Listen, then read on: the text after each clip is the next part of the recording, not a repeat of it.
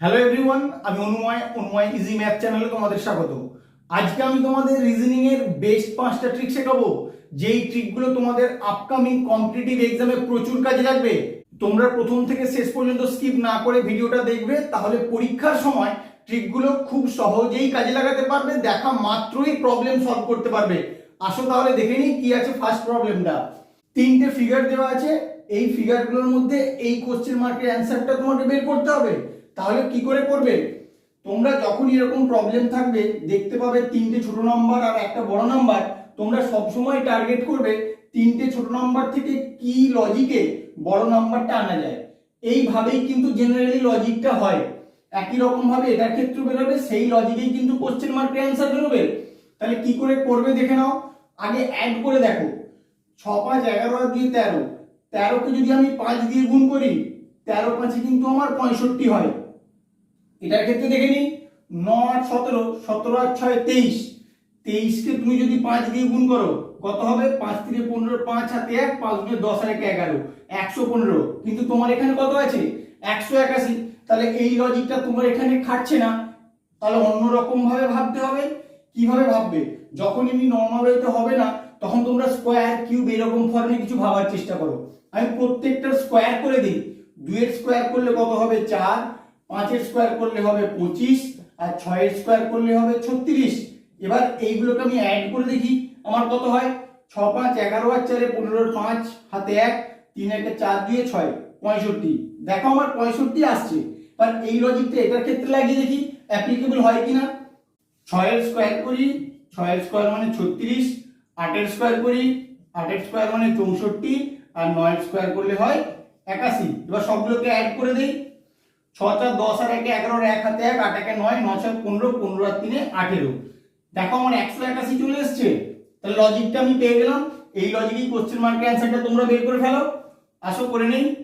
2 এর স্কোয়ার মানে 4, 8 এর স্কোয়ার মানে 64, 7 এর স্কোয়ার মানে 49। এবার সবগুলোকে শুধু অ্যাড করে দিলেই আমার অ্যান্সারটা চলে আসবে। করে নেই। 9 4 13 আর 4 17, 7 হাতে 1, 6 4 10 আর 1 11, 117 হবে তোমার কোশ্চেন মার্কের অ্যান্সার। এবার কত নম্বর অপশনে আছে দেখো? 3 নম্বর অপশনে আছে। এইভাবেই তোমরা লজিক্যালি চিন্তা ভাবনা করবে। 2 নম্বর প্রবলেমটা কি দেওয়া আছে দেখো, তোমাকে এই কোশ্চেন মার্কের অ্যান্সারটা বের করতে হবে।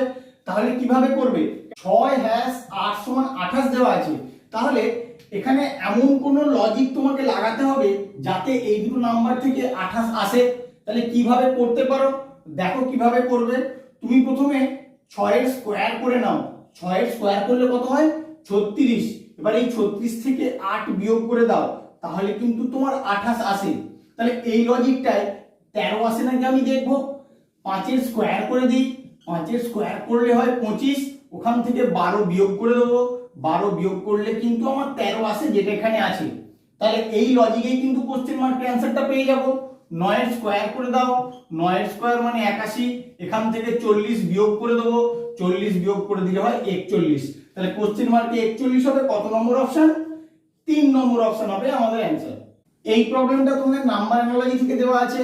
তাহলে 5 থেকে 35 কি করে আসে তার একটা লজিক বের করো। কি করে আসতে পারে? আমি যদি 5 কে 7 দিয়ে গুণ করি তাহলে আমার 35 হয়। তাহলে একই রকম ভাবে 7 কে 7 দিয়ে গুণ করব কোশ্চেন মার্কের অ্যান্সার বের করার জন্য। 7 7 49। এবার অপশনের দিকে তাকাও, তোমার কিন্তু 49 নেই। তাহলে এইভাবে হবে না। তাহলে অন্য কিভাবে হতে পারে দেখো কিভাবে করবে। তুমি 5 এর স্কোয়ার করে দাও। 5 এর স্কোয়ার করলে হয় 25। আবার 5 কে 2 দিয়ে গুণ করে দাও। 5 2 10। এবার দুটোকে অ্যাড করে দাও। 25 আর 10 35। এটার ক্ষেত্রে আসো, সেম লজিক লাগাই। 7 এর স্কোয়ার মানে 49। 7 কে 2 দিয়ে গুণ করে দাও। 7 2 14। এবার দুটোকে অ্যাড করে দাও। 9 4 13, 3 হাতে 1, 4 এর 1 5 এর 1 6, 63। তাহলে কোশ্চেন মার্ক হবে 63, কিন্তু অপশনে তোমার 63 নেই। তাহলে এই লজিকটাও তোমার ফেল করে গেল।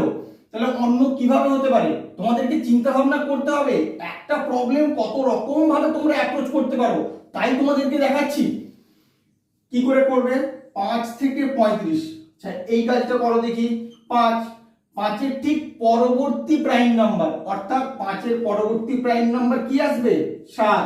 প্রাইম নাম্বার আমি লিখে দিলাম।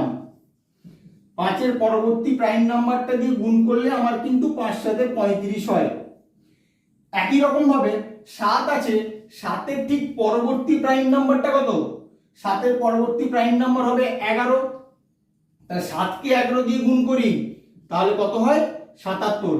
এবার অপশনের দিকে তাকাও, 77 আছে তোমার 1 নম্বর অপশনে।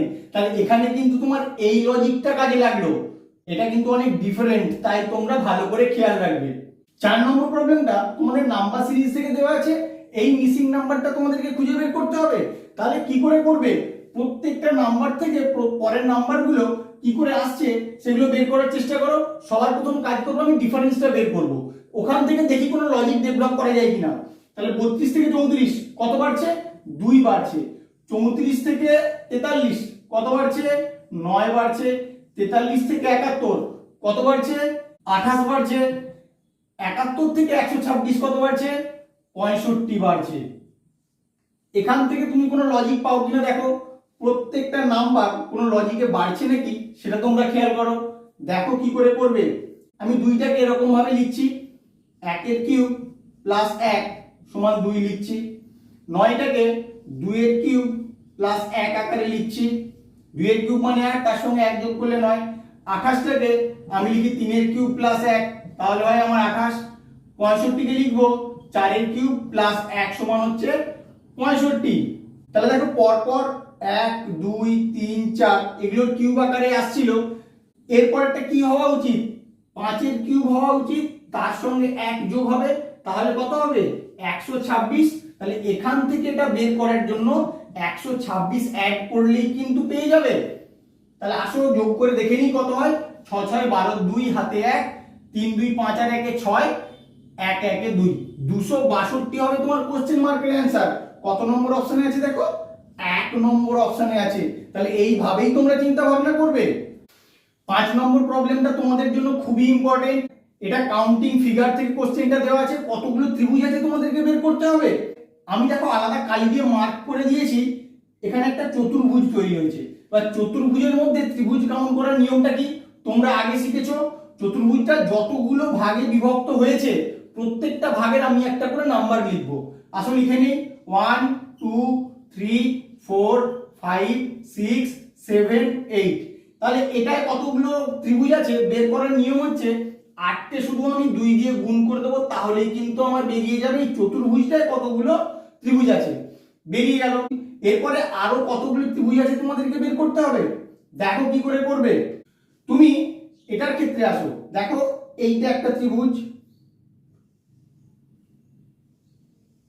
আবার এটাই বড় হয়ে এখানে একটা ত্রিভুজ হয়েছে। তাহলে দুটো পেলে একই রকম ভাবে এদিকেও পাবে।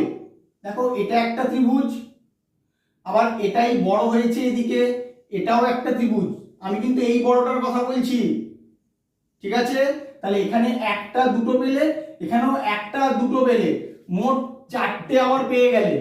এখানেই কিন্তু শেষ নয়, এখনো তোমার আছে। কোথায় আছে দেখে নাও ভালো করে। এই ত্রিভুজটার ক্ষেত্রে আসো, এই ত্রিভুজটার মাঝামাঝি একটা দাগ আছে। তাহলে এরকম ত্রিভুজ থাকলে কতগুলো ত্রিভুজ হয়? নাম্বারিং করতে হয় 1 2, এবার 1 আর 2 শুধু অ্যাড করে দিতে হয়। তাহলে এটার ক্ষেত্রে মোট 3টে ত্রিভুজ আছে, তাহলে এর সঙ্গে তুমি আরো 3 অ্যাড করে দাও।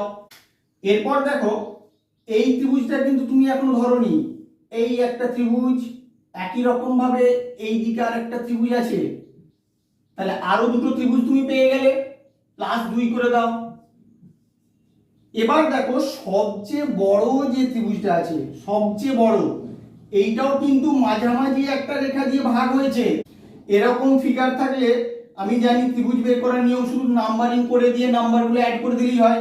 তাহলে এক্ষেত্রে বড় ত্রিভুজটাও মাঝখানে একটা দাগ আছে, মানে দুভাগে বিভক্ত হয়েছে। তাহলে ওখানে কতগুলো ত্রিভুজ আছে? ওখানেও 3টে ত্রিভুজ আছে। এবার যতগুলো নাম্বার পেলে তুমি শুধু অ্যাড করে দাও, তাহলেই কতগুলো ত্রিভুজ আছে তোমার বেরিয়ে যাবে। 16 আর 4 20 আর 3 23 আর 2 25 আর 3 28। এই ফিগারটায় 28টা ত্রিভুজ আছে। কত নম্বর অপশন হবে? 2 নম্বর অপশন হবে তোমাদের অ্যান্সার। তোমরা কিন্তু ভালো করে পজ করে করে দেখে নেবে, খুব ইম্পর্টেন্ট তোমাদের জন্য প্রবলেমটা, এবং কোথায় কোথায় ত্রিভুজগুলো কাউন্ট করছে এটা একটু দেখে নেবে ভালো করে। আমার ভিডিওটা কেমন লাগলো তোমরা অবশ্যই কমেন্ট করে জানিও। বন্ধুদের সঙ্গে খুব বেশি বেশি করে শেয়ার করবে, তারাও যেন লজিকগুলো সম্বন্ধে অবগত হয়। Please like, share, comment and subscribe your channel Anumoy easy math. Thank you.